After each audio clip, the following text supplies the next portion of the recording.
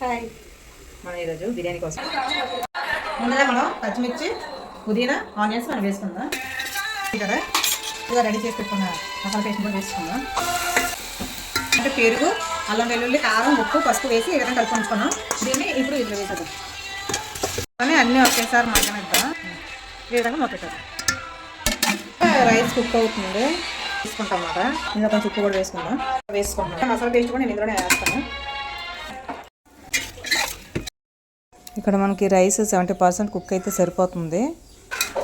Food colour అయితే మనం use చేయము, ఓన్లీ పసుపు నేను యూజ్ చేస్తాను. ఇందులో మన ఫుడ్ కలర్ మనం పైన లైట్గా నెయ్యి వేసుకోవాలి. ఆనియన్స్ మనం పైన ఇలా వేసుకుంటాం.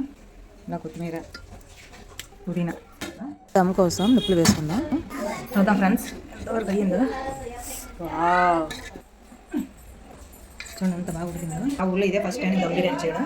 చూడండి సక్సెస్ఫుల్గా వచ్చింది. నాకు టేస్ట్ మాత్రం చాలా బాగా వచ్చింది ఫ్రెండ్స్.